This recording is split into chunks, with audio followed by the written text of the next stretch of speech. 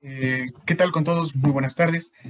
Somos el grupo de antropología. Mi nombre es Juan Francisco Vázquez y voy a dar inicio a esta exposición sobre la etnografía de William Álvarez, un antropólogo colombiano de la Universidad de la Flaxo, cuyo título es Sobreviviendo con la pipa, drogas, violencia y conflictos interétnicos en el paraíso. ¿Ok?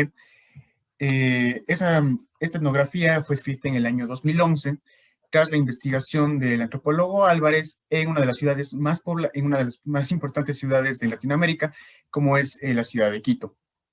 Al llegar a Quito, el señor Álvarez plantea estudiar las redes de microtráfico que existe dentro del centro de la ciudad. Sin embargo, se encuentra con un paradigma algo diferente a lo que esperaba. En primer lugar, la metodología de estudio que va a emprender el señor Álvarez es una de siendo testigo y participante dentro de las pandillas, para vivir en carne propia el día a día del microtráfico dentro de Quito. Como decía antes, el paradigma que se encuentra el antropólogo es que es principalmente un sesgo étnico y racial en la ciudad de Quito, principalmente con indígenas y afroamericanos, por lo cual se plantea dos preguntas iniciales antes de iniciar su redacción.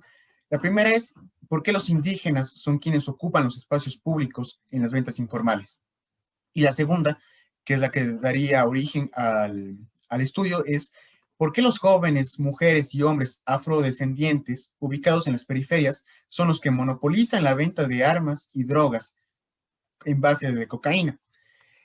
Esta última pregunta daría paso a su investigación con jóvenes afroesmeraldeños, jóvenes afroecuatorianos, partiéndose de la pregunta de por qué se liga directamente al crimen y el narcotráfico con las personas afrodescendientes en el Ecuador. Bueno, yo soy Andrés Rodríguez y a mí me tocó exponer la parte de qué metodología fue la que usó el autor.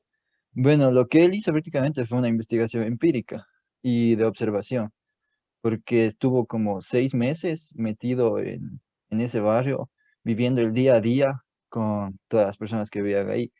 Y él todo el momento y en todo rato tomaba apuntes en su libreta y eso le hacía replantearse la investigación. O sea, veía todo, vivía con esos manes, se hacía amigo de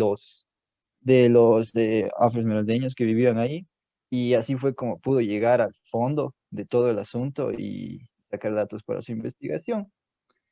Y, y bueno.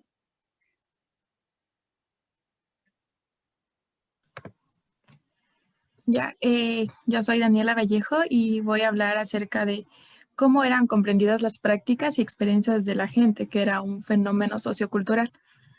Yo creo que para empezar a comprender estas prácticas y experiencias, lo que buscamos encontrar en dicho texto es es la finalidad de aproximar al mundo de lo que viene siendo estas prácticas ilegales, la venta de droga y la estrategia de supervivencia que deben enfrentar día a día en lo que es en la ciudad de Quito, los cuales algunos son la mayoría de inmigrantes de la provincia de Esmeraldas.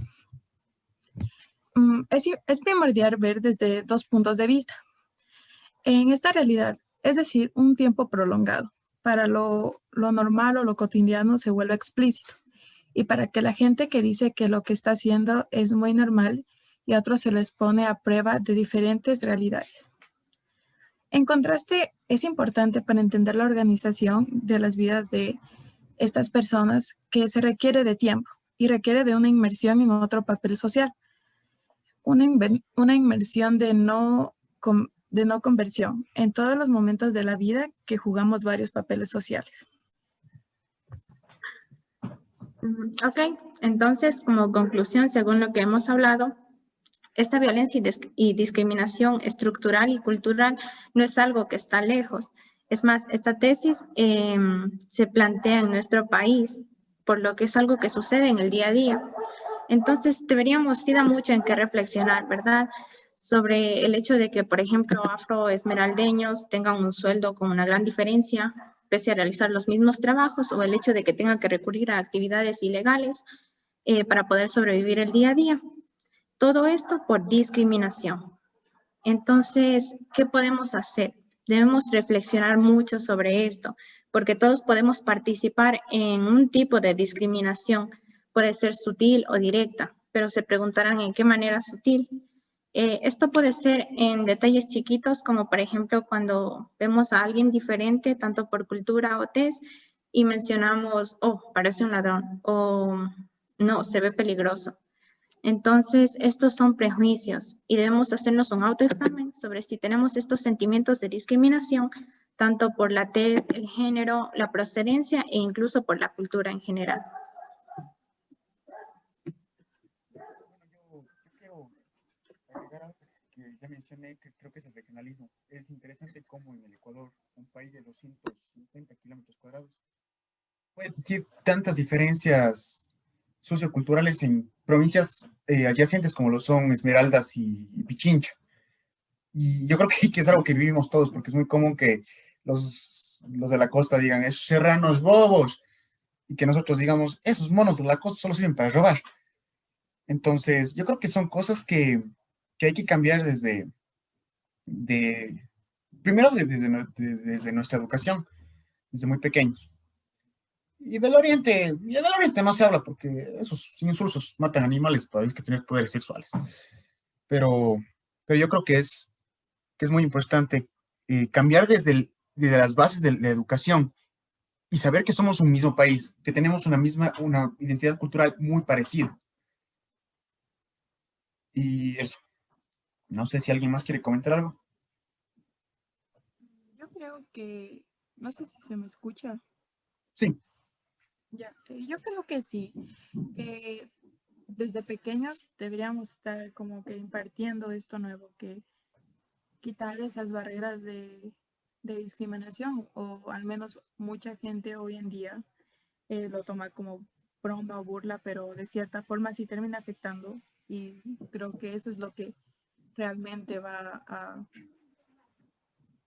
perjudicar de cierta forma, porque, o sea, estamos haciendo mal, y como dice Juan, yo creo que deben eliminarse eso porque no, de cierta forma no está bien, y vivimos en un mismo país que todos estamos contribuyendo y somos de ahí.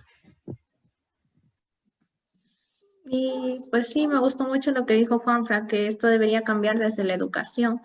Y es cierto, no tanto, no solo en cuanto, por ejemplo, cuando en el colegio de pequeñitos se nos enseñaba, se nos presentaba tanto indígenas o serranos, costeños, en grupos, nunca en un solo conjunto. Entonces, desde esos detalles pequeñitos, o también sí hemos escuchado que desde nuestro hogar a veces hay esos comentarios. Entonces, incluye todo. Creo que abarca mucho y no tenemos idea de cómo puede afectar esta discriminación, como vimos en la tesis, a la vida de las demás personas.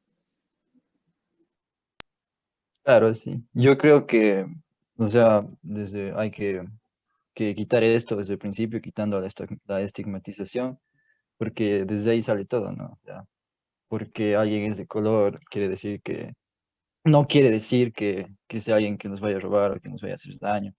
Entonces, lo primero que hay que hacer es dejar los estigmas y dejar todo eso atrás y verlo desde una nueva perspectiva. creo que no estamos de acuerdo. Bueno, porque ya tenemos los 8 minutos. Nos pasamos, así que chao. Gracias, chicos.